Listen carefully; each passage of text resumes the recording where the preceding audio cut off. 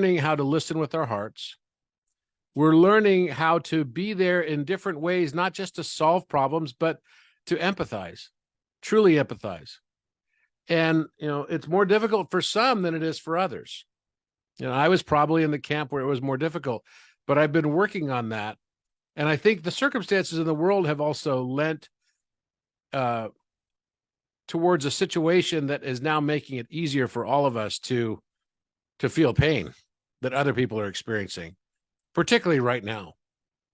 It's very painful to watch what's happening in the Middle East.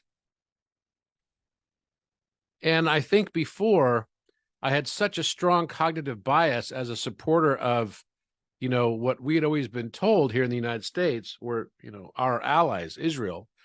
I have friends in Israel. My best friend is from Israel. And it's very painful to watch the way that this is happening right now. Not because obviously the events of October 7th were horrific and tragic, but now the events that are going on are not only plunging us into what will likely become a world war.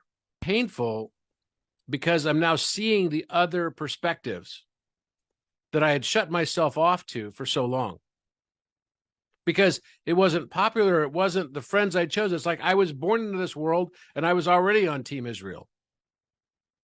And what I'm now going through is realization that we're not about picking sides.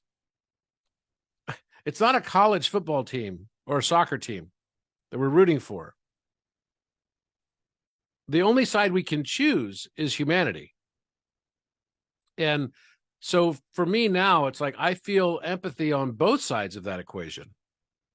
And yet it's tragic to me on so many levels to see how the things that the Israeli people and their ancestors, only a generation or two back, had to fight against is now what they're on the verge of inflicting.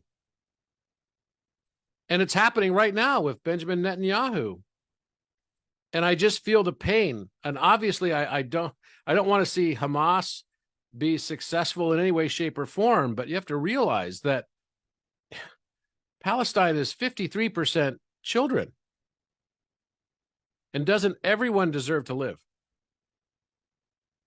Obviously, there must be justice for the people that perpetrated the crimes, but the cost, the toll, and to have Benjamin Netanyahu talking about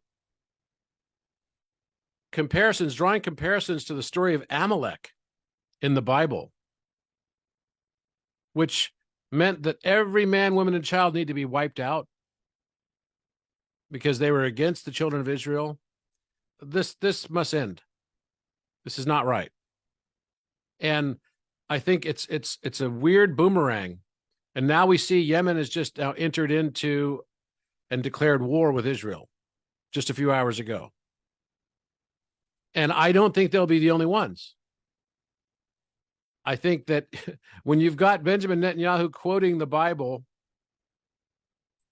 at least the Old Testament aspect of it, you better get ready for the response will be biblical.